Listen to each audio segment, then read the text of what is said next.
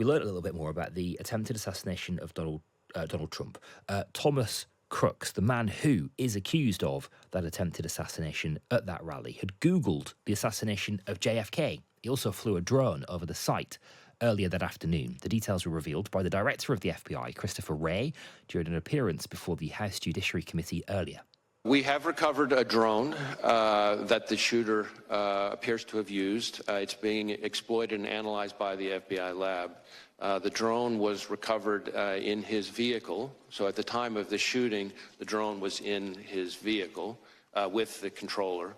So in addition, it appears that around 3:50 p.m., 4 o'clock in that window on the day of the shooting, that the shooter was flying the drone around the area for about 11 minutes. I want to be clear, but when I say the area, not over the stage and that part of the area itself, but I would say about 200 yards, give or take, away from that. We think, but we do not know. So again, this is one of these things that's qualified because of our ongoing review, that he was live streaming, viewing the footage from that, again, about 11 minutes in around the 3:50, 4 o'clock p.m. range. 2 hours before, he's flying a drone in the vicinity of the rally. About 200 yards away, yes.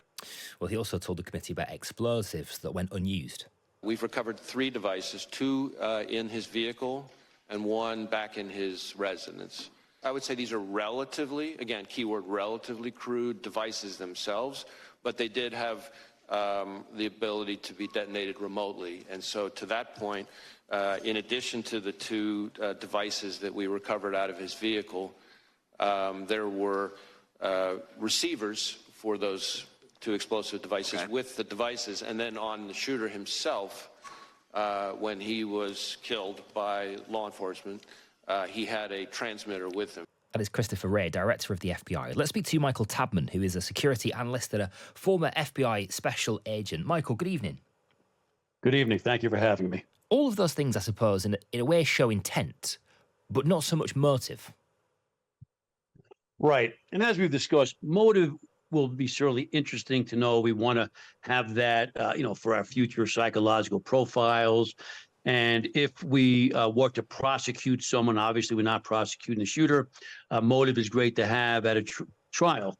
But at this point, whether it was politically inclined or not, it's not going to help us a whole lot in the future in terms of stopping any of these shootings. So we want to know it, but I don't see that as a critical part of the investigation. Do you know, that's interesting, because the counter argument there, I suppose, is that understanding what led somebody to do it helps you prevent other people doing it in future. Well, I think, we've said that a lot. I think I've said that myself. But when I look over all the years of shootings that we've had, even just since my retirement from the FBI, and I was a special agent in charge of an investigation of a high school shooting before I retired, we've learned a lot about these shooters. We could probably, write a crude profile about the next shooter. But all that knowledge has never really led to us stopping anything or preventing this from happening or identifying the next shooter. Okay. I know you weren't there in the room, Michael, following these details, and you've not been working on the FBI investigation, but can you just give us a bit of a sense of what we can deduce from what he's Googled there? I mean, the assassination of JFK, also lots of other public figures that he appears to have Googled as well. Right. That would indicate that his intent was to conduct a political assassination, as opposed to other shooters, may shoot up a school or a mall. When these shooters take this action, they are looking for attention. They don't want to do it in obscurity. They're looking for attention. And obviously, shooting a political figure, a former president and current presidential candidate, is going to get him the attention that he so craved. Usually, it is to put out a message. And that message is usually left behind in the writings, electronic writings or postings that they have. And I don't think we've gotten to what that message is yet. So I think that is eluding us as to why he felt the need to die in order to get his message out. Right. Okay. Flying a drone over the site, Michael, for 2 hours before. I mean, that seems like a heck of a red flag, doesn't it? Yes, it does.